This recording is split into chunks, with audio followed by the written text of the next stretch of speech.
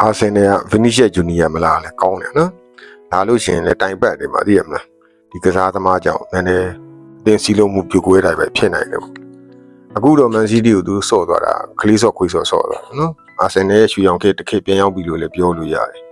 ဘာလို့ဆိုရဲဆိုတော့မင်းညဆော့သွားတဲ့ပွဲမှာဆိုရင်ဒီ3 စီဆိုတဲ့6ပြက်ကြီးနဲ့တွင်းလိုက်တာပေါ့ပြေကူလည်းမရှိဘူးနော်တော်တော်လေးကောင်းတယ်ပေါ့ကစားပုံကလည်းတောင်းစီတယ်ပြပြောစရာလည်းမရှိဘူး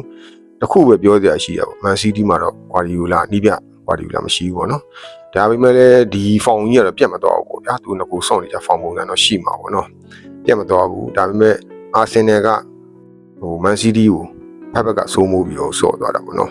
ကျွန်တော်တို့ဒီလိုပြောချင်းအပြင်အာဆင်နယ်ရဲ့ရွှေရောင်ခေတ်တစ်ခေတ်ပြန်ရောက်လာပြီလို့လည်းပြောလို့ရတယ်ဟင်နရီတို့ဘာကန်တို့ခေတ်တုန်းကလည်းဒီလိုပဲအာဆင်နယ်က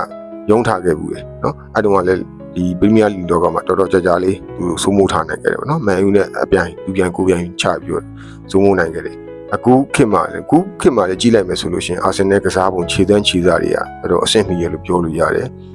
နောက်ဆုံးပြောပြချင်တာကတော့အာဆင်နယ်ခြေကမသေးဘူးနော်တော်တော်လေးကိုကောင်းတယ်ဒီထဲမှာပါတယ်ပေါ့ဒါကတော့မဖြစ်မနေလက်ခံရမယ့်အခြေအနေပေါ့ဗျာကျွန်တော်တို့တွေနော်ညောင်းအောင်ဆော်သွားတယ်မန်စီးတီးနဲ့ပွဲမှာဆိုရင်နောက်ဆုံးသွင်းသွားတဲ့အကိုဆိုရင်ဘိုးအောင်စိုးသေးတယ်နော်မန်စီးတီးကလေးလေးကြာနေတယ်နောက်ကနေဘောလုံးလိုက်ကောင်းတယ်အဲ့လိုနေတာဖြစ်နေတယ်အဲ့တော့ကျွန်တော်အနေနဲ့ကတော့အာဆင်နယ်ရဲ့ရွှေရောင်ခေတ်ကိုပြန်ရောက်ပြီလို့မြင်တယ်အာဆင်နယ်ကရင်တော့ကဟင်နရီတို့ဘာကန်တို့ဗီယေရာတို့ခေတ်ကိုပြန်ရောက်ပြီလို့ကျွန်တော်တို့မြင်တယ်သူတို့ရဲ့ခြေတန်းခြေစားတွေကလည်းတပွဲကောင်းနှစ်ပွဲကောင်းပုံစံမျိုးမဟုတ်ဘဲနဲ့တောက်လျှောက်ကြီးကောင်းသွားမယ်လို့ကျွန်တော်တို့လည်းမျှော်လင့်ထားတယ်ပေါ့နော်ရေရှည်အတွက်ပါမျှော်လင့်ထားတာပေါ့ဒါလေးကိုကျွန်တော်လာပြောပြခြင်းဖြစ်ပါဗျအာဆင်နယ်ပြည်သက်တွေလည်းညသူတို့ရဲ့ပထမဆုံးဇူဖလာအတွက် congratulation ပါဝမ်းသာပါတယ်နော်